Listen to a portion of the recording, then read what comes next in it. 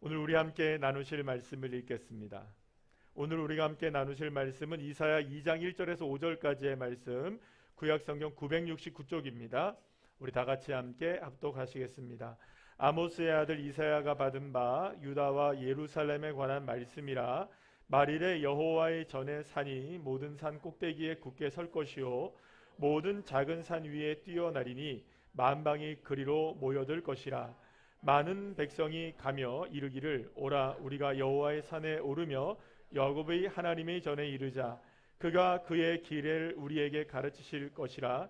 우리가 그의 길로 행하리라 하리니 이는 율법이 시온에서부터 나올 것이요 여호와의 말씀이 예루살렘에서부터 나올 것임이니라. 그가 열방 사이에 판단하시며 많은 백성을 판결하시니 무리가 그들의 칼을 쳐서 보습을 만들고 그들의 창을 쳐서 낫을 만들 것이며 이 나라와 저 나라가 다시는 칼을 들고 서로 치지 아니하며 다시는 전쟁을 연습하지 아니하리라. 야곱 족속아 오라 우리가 여호와의 빛에 행하자. 아멘. 자리에 앉으시겠습니다. 세우리 찬양대 찬양이 있겠습니다.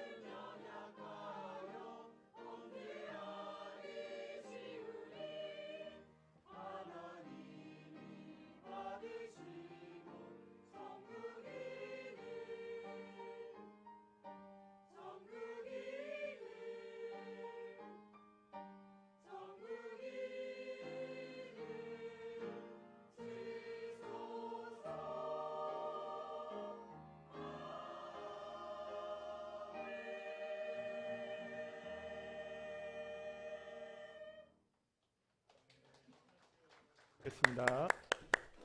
우리 잠시 기도하는 시간을 갖도록 하겠습니다. 하나님 오늘 예배를 통해서 주님 영광을 받으시고 또 하나님 앞에 귀한 예물 드려진 손길 위에 하나님 축복해달라고 이 시간 함께 다 같이 함께 기도하시겠습니다. 사랑이 많으시고 은혜가 충만하신 우리 주 여호와 하나님의 은혜와 사랑 가운데 오늘 귀한 주일 허락해 주시고 벌써 어느덧 8월의 첫째 주 주님 앞에 나와 성찬식과 모든 세대 예배로 우리 자녀들과 함께 예배하게 하시니 감사합니다. 오늘 예배를 통해 주님의 홀로 영광을 받으시고 오늘의 풍성한 하나님의 은혜가 넘쳐나는 귀한 시간이 될 수 있도록 주님 축복하시고 역사해 주시옵소서.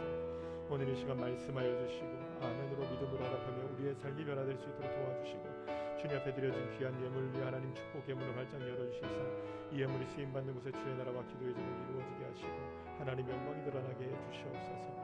오늘 예배하는 모든 심령들 위해 하나님의 큰 은혜와 사랑으로 역사해 주시기를 소망합니다. 주님 은혜 위에 은혜를 베풀어 주시옵소서. 하나님 참으로 감사합니다. 8월의 첫 주 성찬식과 모든 세대 예배로 이 주일날 주님을 예배하게 하시니 감사합니다. 연이어 계속되어지는 정말로 무더운 여름철에 우리를 지켜주시고 인도해 주셔서 감사합니다. 아버지 하나님, 또 휴가 기간을 마치고 또 아직까지도 휴가 기간 중에 있는 우리 성도들도 있습니다. 인도하셔서 날마다 승리하는 삶으로 이끌어 주셔서 주님 앞에 예배하는 자리에 섰사오니 오늘 이 시간 우리의 예배를 기뻐 받으시고 풍성하신 하나님의 은혜를 내리워 주시옵소서. 영과 진리로 주님을 기쁘게 예배하는 은혜의 시간이 되게 하여 주시고 주님의 사랑과 은혜로 우리가 다시금 새로워지고 주님 말씀을 통해서 이 말씀이 선포될 때에 레마의 말씀이 되어 우리의 삶에 변화되어지는 축복의 말씀, 결단의 말씀 되게 하여 주시옵소서. 오늘 이 시간 귀한 예물 올려드리오니 기뻐 연락해 주시고 주일헌금, 주정헌금, 11조와 감사와 건축과 선교 예물을 구별해 드린 모든 헌금들 위해 하나님의 영광이 크게 드러나게 해주시고 이 예물이 쓰임받는 곳에 기도의 제목과 하나님의 나라가 이루어지고 성도들의 가정과 직장에 복을 주셔서 날마다 형통한 길을 걸어갈 수 있게 하여 주시옵소서. 오늘도 온라인으로 예배를 드리시는 분들, 병상에 계신 분들 계십니다. 속히 하나님의 은혜 가운데 회복되게 하여 주시고 치유의 역사가 일어나게 해주시고 주의 권능의 손길로 은혜를 베풀어 주시옵소서. 오늘 이 시간 주님께 모든 것 감사드립니다. 주님 홀로 영광을 받으시는 귀한 예배 되게 하여 주시옵소서. 감사드리며 예수님의 이름으로 기도드립니다. 아멘. 할렐루야.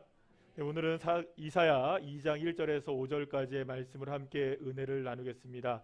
오늘 우리 함께 나누실 제목을 이렇게 정해봤습니다. 오라 하나님께로. 이제부터 8월 달부터 저희들이 12월 달까지 무려 5개월 동안 우리가 이사야서를 함께 말씀을 나누게 되겠는데요. 그 이사야 말씀의 첫 번째 말씀을 통해서 저와 여러분이 큰 은혜를 누리고 앞으로 이사야서의 말씀을 통해서 저와 여러분이 많은 도전을 받고 변화되어지는 은혜가 있기를 간절히 소망합니다. 오펜하이머라는 사람의 이름을 여러분 많이 들어보셨을 거예요. 이 사람이 어떤 사람이냐?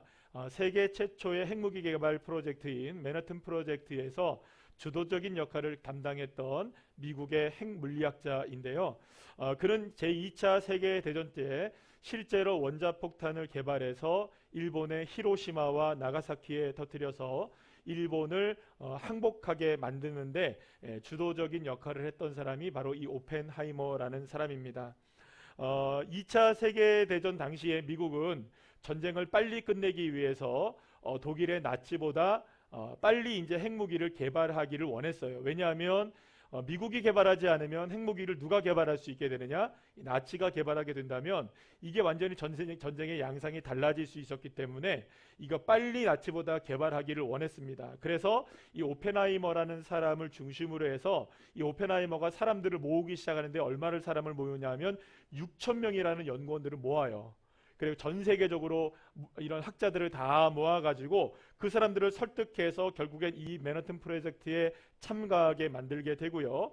결국은 많은 우여곡절을 겪었지만 이 원자폭탄을 만들어내게 됩니다. 그런데 이 원자폭탄을 만들어내게 되었을 때의 상황이 어땠느냐? 이미 유럽에서는 독일 나치의 기세가 꺾이고 있는 상황이었고요. 또 태평양 전쟁에서도 일본이 그 열세를 가지고 있었던, 그러니까 말하자면 열세를 극복하지 못했던 약화되었던 상황이었기 때문에 실제로 굳이 원자폭탄을 사용하지 않아도 얼마든지 미국을 비롯한 이 연합군이 이 2차 세계대전을 끝낼 수가 있었던 상황이었습니다. 그런데 이 오펜하이머는 끝까지 원자폭탄을 만들었고 또 만드는 것으로 끝나는 것이 아니라 반드시 이 폭탄을 실제로 사용해야 한다. 왜 그러면 여러분들이 이렇게 강력하게 주장을 했냐면 이런 거였어요. 이 핵무기를 진짜로 사용을 해봐야 얼마나 이 핵무기가 무서운지를 사람이 알게 될 것이고 그렇게 되면은 사람들이 더 이상 이 핵무기를 가지려 하지 않게 된다. 왜냐하면 이거 너무나 피해가 크기 때문에 이 한 방이면 이 폭탄 하나면 너무나 많은 희생이 나기 때문에 더 이상 이제는 전쟁을 억제하게 되는 상황이 일어나게 될 것이다. 그러려면 이제 더 이상 핵무기를 갖지 않게 되어질 것이고 더 이상 이제 전쟁이 일어나지 않는다. 왜냐하면 미국이 이제 핵무기를 딱 갖고 있으니까 아무도 핵무기를 가지려고 하지 않게 될 것이고 전쟁이 끝날 것이다라는 생각을 한 거예요. 그래서 실제로 앞으로의 전쟁을 막으려면 이 핵무기를 써야 된다. 이런 주장을 한 거예요. 그래서 실제로 미국은 일본에 말씀드린 대로 여러분 잘 아시는 대로 히로시마와 나가사키에 각각 한 방씩을 터뜨려서 수십만 명의 희생자를 낳게 되는 어마어마한 참사가 일어나게 되고 결국은 일본이 항복을 하게 되었죠. 자, 그러면 여러분, 모든 것이 이렇게 오펜하이머의 바람처럼 이루어졌을까요? 그렇지 않습니다. 얼마 후에 곧 한 5년 정도 이후에 구소련이 핵무기를 개발을 하게 돼요. 그리고 그 이후로부터 많은 나라들이 핵무기를 갖게 됩니다. 심지어는 여러분 어느 나라까지 갖고 있습니까 지금? 우리 머리 위에 있죠. 북한이 또 이런 그 핵무기를 갖고 있게 되지 않았습니까? 그러니까 어떻게 보면 여러분들 뭐랄까요? 이 지구는요 어마어마한 짐을 짊어지고 살아가고 있는 존재입니다. 지금 만약에 핵이 터지기만 한다면 이 인류 어떻게 될까요, 여러분? 멸망하는 거예요. 그냥 다 깨지는 거예요. 그러니까 지금 우리가 살아가는 이 세상이 얼마나 일촉즉발의 위기 상황 가운데 놓여져 있는지 우리는 아무도 잘 모르고 있는 거예요. 핵무기를 만들고 사용하면 더 이상의 전쟁은 없어질 것이다 라고 생각한 것이 오펜하이머였었는데 오펜하이머의 판단은 옳았을까요? 물론 여러분 이렇게 생각할 수 있습니다. 그 당시로서를 생각해 본다면 이게 최선의 방법인지는 몰랐어요. 어쩌면 그 방법밖에는 없었을 것이라고 생각할 수 있었을 것입니다. 그런데 여러분들 이후에 오펜하이머는 실제로 이런 고백을 하게 됩니다. 어떤 고백을 하느냐? 나는 이제 죽음이요 세상의 파괴자가 되었다. 사실 오펜하이머뿐만 아니라 모든 사람들의 생각과 행동은 대단히 지혜로워 보이고 또 때로는 대단히 합리적으로 보이고 대단히 훌륭하게 보입니다. 제가 얼마 전에 영상을 하나 봤는데 여러분 일론 머스크 아시죠? 테슬라. 근데 일론 머스크가 뭐라고 하냐면 모든 인류는 화성에 가야 된다. 화성에 갈 것이다. 그래서 물어봤어요. 아니 화성에 가면 어떻게 삽니까? 일단 가면 된다. 일단 가면 사라진다. 그런데 그 전에 뭘 해야 되느냐? 화성의 그러니까 극지방에 핵무기를 쏴가지고 얼어있는 이 화성을 뜨겁게 데피면 된다.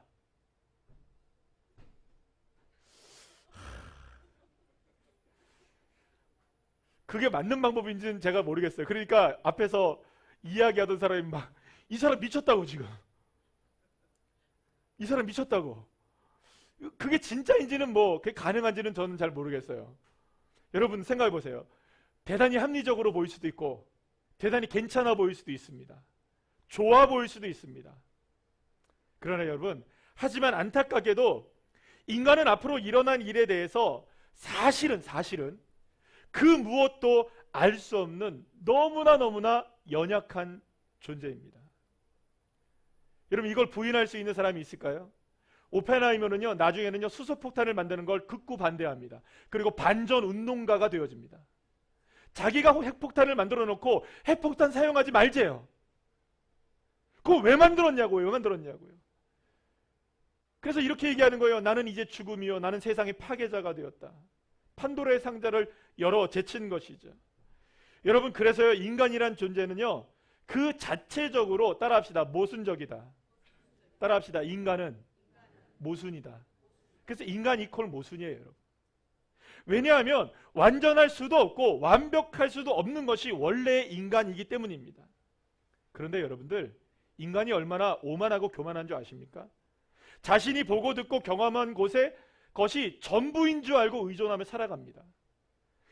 너무나 모순적인 사람을 믿고 너무나 모순적인 사람들이 만들어낸 제도를 믿고 너무나 모순적인 사람들이 만들어낸 생각을 의지하고 내 마음을 의지하고 제도를 의지하며 살아갑니다.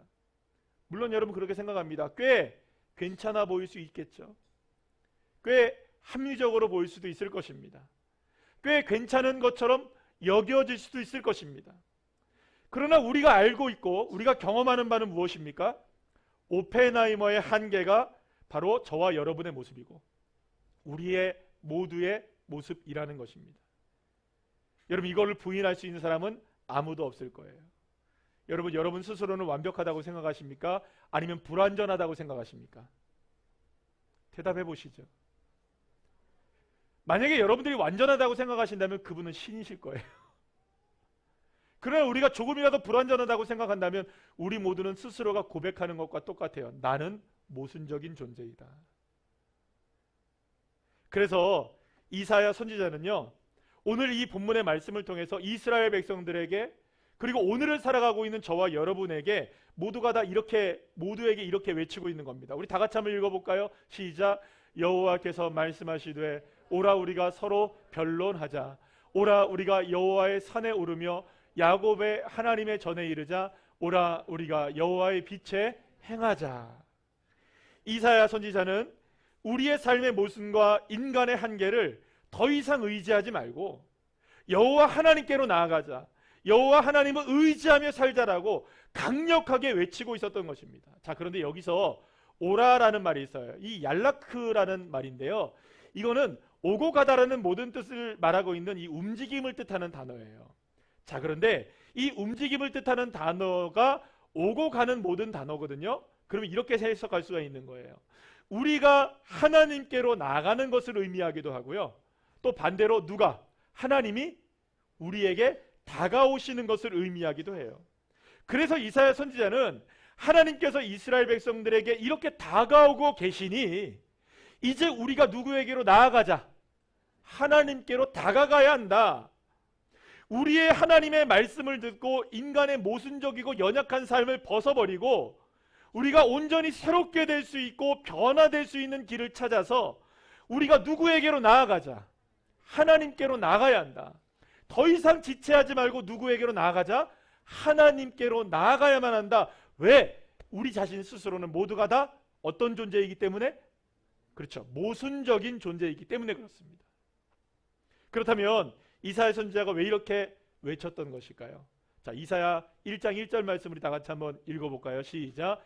유다 왕 우시야와 요담과 아하스와 히스기야 시대에 아모스의 아들 이사야가 유다와 예루살렘에 관하여 본 계시라. 하나님은 이사야 선지자에게 유다와 예루살렘에 관한 계시를 보여주셨습니다. 자, 그런데 여기서 계시라는 말과 보다라는 말이 있는데요, 이 계시라는 말은 하존이라는 뜻인데요, 이게 어디서 나왔냐면 이 보다라는 하자라는 말에서 나온 말이에요. 그러니까 보다라와 계시라는 말은 똑같은 의미가 있는 단어예요. 그런데 이거를 우리가 영어 성경이나 한글 성경으로는 뭐라고 번역을 하냐 하면 보통 이제 영어로는 비전이라고 번역을 하고요, 한글 성경에서는 이상, 환상, 묵시로 번역이 되어 있는 말이기도 합니다. 자, 그런데 이 보다, 이 계시라는 말의 의미에서 가장 중요한 건 뭐냐면 단순히 눈으로 보는 것이 아니라 하나님의 관점으로 바라본다. 따라합시다. 하나님의 관점으로 바라본다. 자, 그러니까 내 눈으로 바라보는 것이 아니라 누구의 눈으로 바라본다? 하나님의 눈으로 바라보는 것을 하존, 하자 이렇게 얘기하는 거예요. 보다, 계시 이런 의미를 갖고 있는 거예요. 그러니까 이겁니다. 하나님은 이사야에게 사람이 볼 수 있는 것으로 보는 것이 아니라 사람의 눈으로는 볼 수 없지만 누구의 눈으로는 볼 수 있는 하나님의 눈으로 볼 수 있는 것을 보여주신 거예요. 그것을 누가 본 겁니까? 이사야가 보게 되었고, 그것을 본 이사야는 야, 이제는 더 이상 지체하면 안 되겠구나. 이제는 더 이상 우리가 이렇게 머물러 있어서는 안 되겠구나. 우리의 스스로의 모습을 인정하고 우리의 부족함을 인정하고 우리의 연약함을 인정하고 빨리 누구에게 가자. 하나님께 나가야 된다.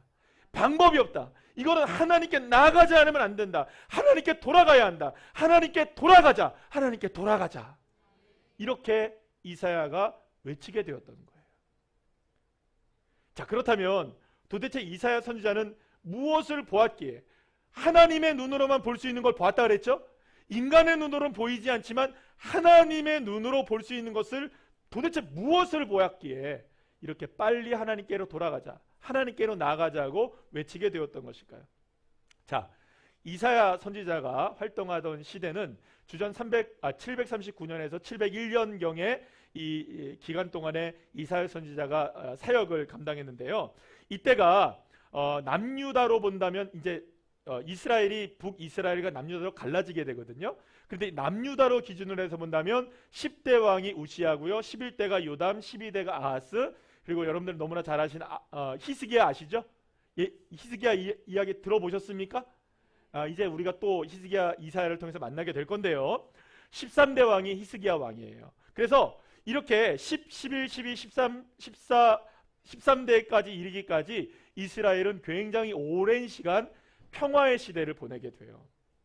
특히 이 우시야 10대 왕은요, 무려 혼자 몇 년을 통치하냐면 52년간을 통치합니다. 그러니까 남유다에서는 가장 오래 통치했고요. 그래서 이 52년 동안을 통치하면서 태평성대의 시간을 보내게 돼요. 아주 평안하고 그 대적도 별로 일어나지 않고 감히 이스라엘에게 맞서는 사람들도 많지 않았었어요. 이렇게 평안과 번영이 주어졌음에도 불구하고 문제는 뭐냐? 평안할 때 이게 하나님의 은혜인 줄 알아야 되는데 평안하고 살만하고 괜찮다 보니까 이게 그걸 잃어버리는 거예요. 하나님께 가까이 하기는커녕 오히려 형식적인 신앙에 빠지게 되고, 그렇게 되면서 그동안 잘 섬기지 않았던 우상을 조금씩 섬기게 되면서 이게 타락의 길을 걸어가기 시작했던 거예요. 자, 그런데 이때 국제 정세가 좀 어떻게 흘러갔느냐? 이렇게 흘러가고 있었어요. 이스라엘의 가장 적대적으로 늘 언제나 경쟁 관계에 있었던 존재가 누구였느냐면, 여러분 들어보셨을까요? 다메섹. 들어보셨죠? 다메섹이라는 나라가 있었는데, 이 다메섹이 그동안 이스라엘과 굉장히 경쟁 관계에 있었는데 이 다메섹이 무너져요. 그리고 신흥 강자로 누가 떠오르게 되냐면 아수르라는 나라가 떠오르게 됩니다. 그리고 결국 이 아수르라는 나라가 북이스라엘을 침공하게 돼요. 근데 이 므나헴 왕 때에 어떤 일이 벌어지게 되냐면, 북이스라엘의 므나헴 왕 때에 어떤 일이 벌어지게 되느냐, 아수르가 막강한 공격력을 가지고 이 북이스라엘을 딱 침공했는데, 이 도대체 도무지 이 북이스라엘이 이 아수르를 이길 수가 없는 거예요. 그래갖고 은 1,000달란트를 이 아수르에게 조공을 바치면서 겨우겨우 나라를 유지할 수 있는 상황에 됩니다. 그런데 그것도 머지않아서 721년, 주전 721년에 아수르의 살마네셀 왕이 결국에는 북이스라엘을 침공해서 결국은 북이스라엘을 아수르가 완전히 장악해버리고 완전히 북이스라엘은 무너지게 되고 멸망을 하게 되는 사건이 일어나게 됩니다. 자, 그렇게 북이스라엘이 아수르에게 멸망을 당하고 있었을 때의 왕이 누구냐? 여러분들이 잘 아는 히스기야 왕이었어요. 그런데 북이스라엘이 이렇게 멸망을 당하고 세계 정세가 급박하게 흘러가고 있었음에도 불구하고 남유다 사람들은요 여전히 태평성대였어요. 뭐 괜찮지, 뭐 하나님이 우리를 날마다 도와주시니까 우리는 껐떡없어. 믿음도 좋아요, 그죠? 그럼 여러분 진짜 믿음이 좋아야 되는데 그들이 처한 영적인 현실은 전혀 아니었던 거예요. 예배 잘 드렸어요, 여러분들. 그 누구보다 신앙적으로 열심히 했어요. 그런데 여러분들 예배만 드린 거 아니었더라고요. 알고 보니까 집안에 수많은 우상들을 섬기기 시작했고요.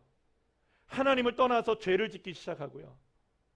많은 우상들을 섬기면서 하나님을 온전히 섬기지 못하는 그런 죄악에 실제적으로 빠지기 시작했던 거예요. 그리고 이 모습을 누가 보기 시작했냐 하면 하나님이 계시를 통하여서 이사야를 통해서 인간의 눈으로는 볼 수 없는, 누구만 볼 수 있는, 하나님이 볼 수 있는 눈으로 이스라엘의 영적 현주소를 바라보게 하셨던 거예요. 그런데 그렇게 이스라엘의 현주소를 하나님의 눈으로 바라보니 이거는 도무지, 아니 겉으로 보기에는 괜찮아요. 예배도 잘 드려요. 뭐 주님을 향한 신앙도 괜찮아요. 뭐 열성도 뭐 못지 않아요. 그리고 주님을 믿는 것도 뭐 그렇게 문제가 없어 보여요. 물론 여러 가지 문제가 없는 건 아니지만 그래도 이 정도면 괜찮아 보이는 거예요. 그런데 하나님의 눈으로 보니까 이거 다 썩은 거예요. 지금. 다 썩은 거예요. 예배를 드림에도 불구하고 진정성 있는 예배를 찾아볼 수가 없었고, 모두가 다 하나님을 떠나서 우상을 섬기고 있었고, 그렇게 다 타락의 길을 걸어가고 있던 모습을 보게 된 거예요. 하나님의 눈으로, 인간의 눈이 아닌 하나님의 눈으로 바라본 이스라엘의 모습은 어떤 모습이었느냐? 따라합시다. 소돔과 고모라. 여러분 소돔과 고모라가 무엇으로 멸망하죠? 하나님 앞에 유황불로 태워져서 멸망합니다. 의인 몇 명이 없어서 10명이 없어서. 지금 이스라엘의 영적 현주소가 바로 소돔과 고모라였던 거예요. 근데 겉모습은 어땠을까요, 여러분? 괜찮았던 거예요. 예배 잘 드렸을까요, 안 드렸을까요? 잘 드렸던 거예요. 그러나 영적 현주소는 그렇지 않다는 거예요. 누가 봤을 때? 하나님이 보았을 때. 사랑하는 여러분, 그래서요, 저와 여러분도 그렇습니다. 우리가 서로를 볼 때는 다 괜찮아 보이죠. 여러분도 한번 옆에 있는 분들과 그냥 웃으시면서 인사하셔야 돼요. 잘 보여야 되니까. 반갑습니다. 네, 반갑습니다. 네. 뭐 그렇게 크게 문제 있어 보이십니까? 또 문제 있다고 그래 문제 있어 보여 이러면 또 안 되잖아요, 그죠? 그렇게 크게 문제 있어 보이지 않거든요. 다 믿음 좋아 보이시고 다 괜찮아 보이시고. 여러분 그렇잖아요. 이 더운데 주일날 나와서 예배를 드리고 또 하나님 앞에 이렇게 경배를 드린다는 게 이게 쉬운 일은 아니란 말이에요. 이게 일체 주님 앞에 나와서 예배드리면 얼마나 감사한 일입니까? 또 우리 친구들, 우리 아이들, 우리 중고등부 학생들, 청년들 함께 나와서 예배드리는 게 얼마나 감사한 일이에요. 자, 그런데 우리가 보기에는 다 괜찮은데 여러분들 만약에 지금 이 시간 하나님이 나를 정확하게 쫙 스캔하신다면 마치 무엇처럼 MRI, CT, 엑스레이를 찍는 것처럼 쫙 내 몸을 스캔하신다면 주님 앞에 한번 물어볼게요. 부끄럽지 않을 분 계실까요? 하나님의 눈으로 바라보는 게 중요한 거예요. 내 눈으로 바라보는 게 아니고 누구의 눈? 하나님의 눈, 하나님의 관점. 하나님은 이렇게 말씀하십니다. 이사야 1장 4절 23절 말씀 우리 다 같이 읽어볼까요? 시작. 슬프다 범죄한 나라요 허물진 백성이요 행악의 종자요 행위가 부패한 자식이로다. 그들이 여호와를 버리며 이스라엘의 거룩하신 이를 만홀히 여겨 멀리하고 물러갔도다. 신실하던 성읍이 어찌하여 창기가 되었는고 정의가 거기에 충만하였고 공의가 그 가운데 거하였더니 이제는 살인자들 뿐이로다. 하나님은 너무나 슬프셨어요. 하나님은 너무나 안타까우셨어요. 지금까지 하나님의 특별한 은혜로 태평성대를 누리며 살고 있었던 이스라엘이지만 오히려 하나님을 떠나서 죄에 빠져 마치 창기로 변해버린 유다와 이스라엘의 지금의 모습은 당장 지금이라도 심폐소생을 해야만 살아날 수 있는 심각한 중증 중환자의 모습이었던 것입니다. 그런데 문제는 뭐였을까요? 이스라엘 백성들 중에 그 누구도 자신의 이러한 영적인 상태를 심각성을 아무도 깨닫지 못하고 있었던 거예요. 왜냐하면 이스라엘 백성들은 여전히 나 하나님 사랑하는데, 나 하나님 예배하는데, 나 하나님 잘 섬기고 있는데, 뭐 내가 문제가 아주 없는 것은 아니지만 그래도 이 정도면 괜찮지 않을까? 그렇게 생각하며 예배하며 주님을 믿고 따라가고 있었던 거예요. 그러나 하나님은 이사야 1장 22절 말씀을 통해서 다음과 같이 말씀하십니다. 시작. 내 은은 찌꺼기가 되었고 내 포도주에는 물이 섞였도다. 은이 찌꺼기가 되고 포도주에 물이 섞였다는 말은 불순물이 섞여 있는 은, 불순물이 섞여진 포도주가 되었다는 거예요. 자, 그러면 은의 입장에서 생각해보고 포도주의 입장에서 생각해보죠. 제가 새벽 예배도 이런 말씀을 드렸는데 여러분 순금 24K 개의 입장에서 본다면 18K는 금일까요? 아닐까요? 아니 18K의 입장에서 보면은 금이에요? 금이 아니에요? 당연히 금이죠. 14K의 입장에서 본다면 금이에요? 금이 아니에요? 금이죠. 그런데 24K의 입장에서 보란 말이에요. 그러면 그거는 금이에요? 금이 아니에요? 야, 어디서 너 금이라고 얘기하지 마라. 야, 금 욕먹인다 너. 너 그런 빛깔 가지고 금이라고 하면 큰일 난다. 요거 아주 오래전부터 제가 하고 있던 건데 이게 18K인가 제가 알고 있어요. 숨겨야 돼요. 이제 이거 아예 뺄 수도 없고 이렇게 가리고 지금 해야 되겠다. 그죠? 순금의 입장에서 본다면 물론 14K도 금이고, 여러분 그렇다고 혹시 뭐 지금 14K, 18K 갖고 있는 거 에이 그러면서 던질 분들 계시면 저한테 던지세요. 뭐 하시면 뭐 저한테 던지시면 됩니다. 제가 잘 모아다가 건축 공급으로 그렇잖아요, 여러분들. 그래도 14K가 18K는 억울하긴 해도 나도 뭐가 섞여 있는 겁니까? 금이 섞여 있잖아요. 그래 나도 금이야라고 얘기할 수 있는 거예요. 불순물에 조금 섞여 있다고 해서, 물이 좀 섞여 있다고 해서 포도주가 아닌 건 아니겠죠. 은에 찌꺼기가 조금 섞여 있다고 해서 은이 아닌 건 아니겠죠. 그런데 여러분 이게 무슨 문제인 줄 아시겠어요? 백성들도 이렇게 생각하는 거예요. 그래요, 나 문제 있는 거 알아요. 나 문제가 아주 없는 건 아니에요. 인정합니다. 그러나 그래도 나 하나님 사랑하고 있고요. 그래도 나 하나님 예배하고 있고요. 그래도 나 하나님 섬기고 있잖아요. 이 정도면 되지 않아요? 이스라엘 백성들은 문제의 심각성을 모르고 있는 거예요. 지금 자신들이 걸어가고 있는 길이 어떤 길인지, 어떤 위험한 선택을 하고 있는지, 어떤 잘못된 길을 걸어가고 있는지를 전혀 알지 못하는 거예요. 자기 자신 스스로들은 여전히 하나님의 백성이라고 생각하고 있었기 때문에 문제가 별로 없다고 생각하고 있었던 거예요. 왜냐하면 아직까지는 괜찮았기 때문인 거예요. 아직까지는. 지금 자신들이 걸어가고 있는 것이 그다지 좋지 않은 상황이 아닌 거예요. 상황이 아주 나쁘지는 않은 거예요. 말씀드린 대로 물론 아주 문제가 없는 것은 아니지만 그래도 이 정도면 예측이 가능하고요. 이 정도면 관리가 가능하고요. 이 정도면 통제가 가능한 거예요. 이 정도면 괜찮은 거예요. 이 정도면. 사랑하는 여러분, 사실 우리도 그렇게 살아가거든요. 우리의 인생에 아주 문제가 없는 것은 아니라고 우리 모두가 다 인식하고 살아갑니다. 그래도 이렇게 생각합니다. 이만하면 괜찮겠지. 이만하면 그래 통제할 수 있지. 이만하면 아주 썩 좋은 것은 아니지만 그래도 나름대로는 괜찮게 살아가는 것이겠지. 그래서 여러분 늘 내 생각과 내 판단을 앞세우며 살아갑니다.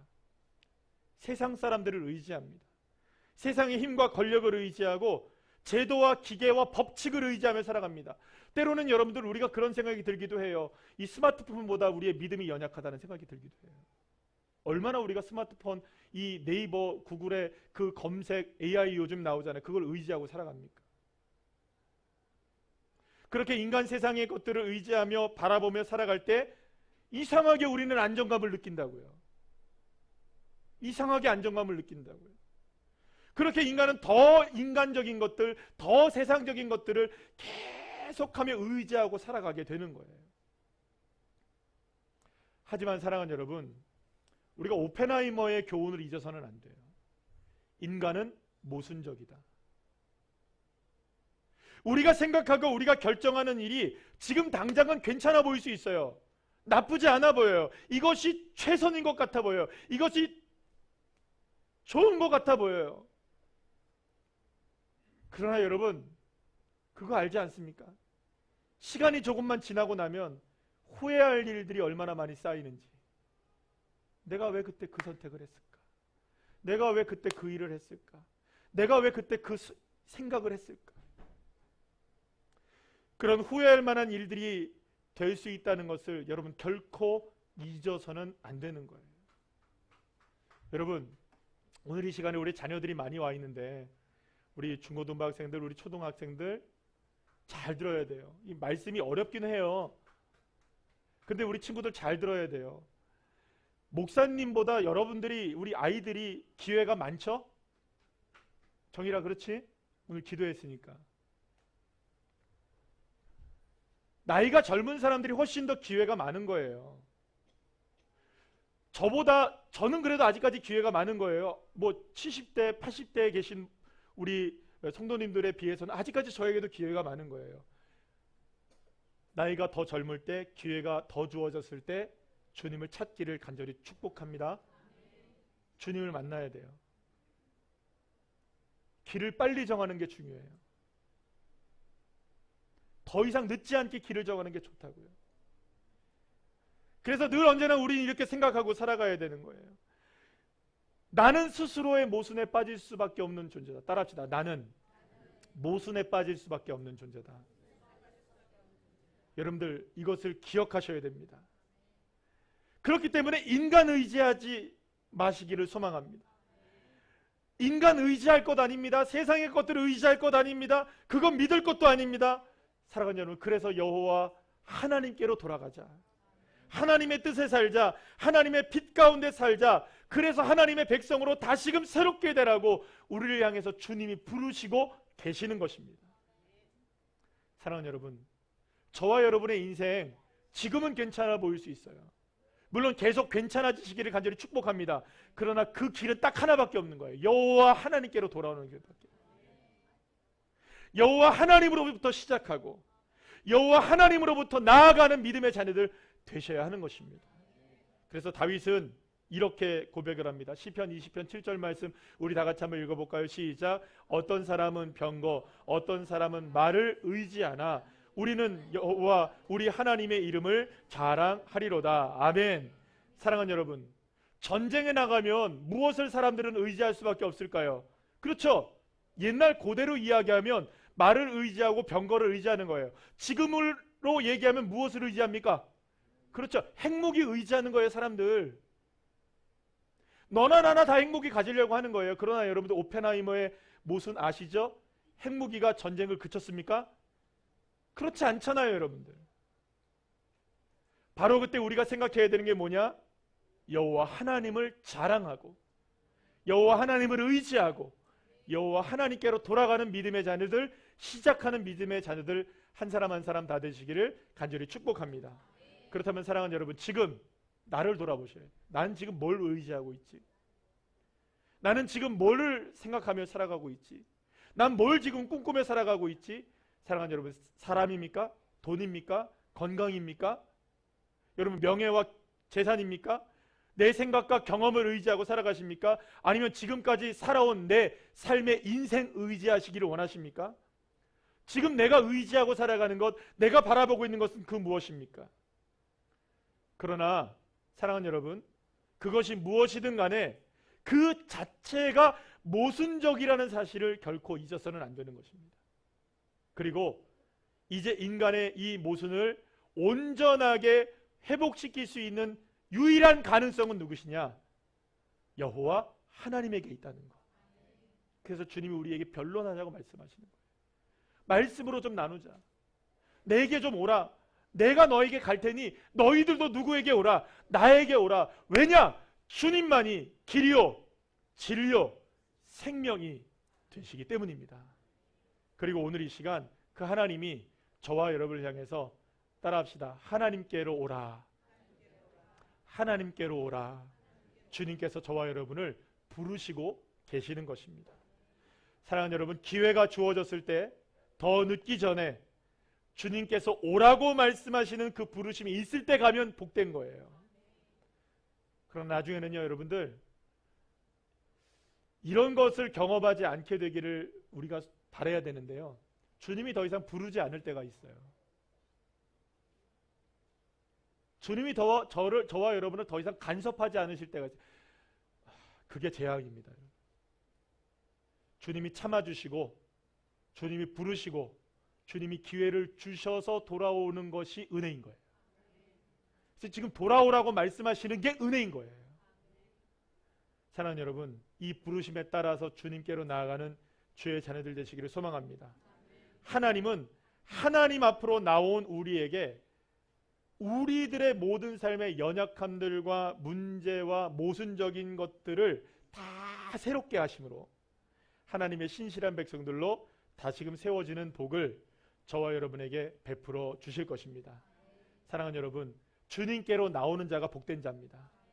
주님께로 나오는 자가 복이 되는 것입니다. 이 놀라운 하나님의 복을 주님께로 가셔서 맛보게 되고 누리시게 되는 주의 자녀들 한 사람 한 사람 다 되시기를 간절히 축원합니다.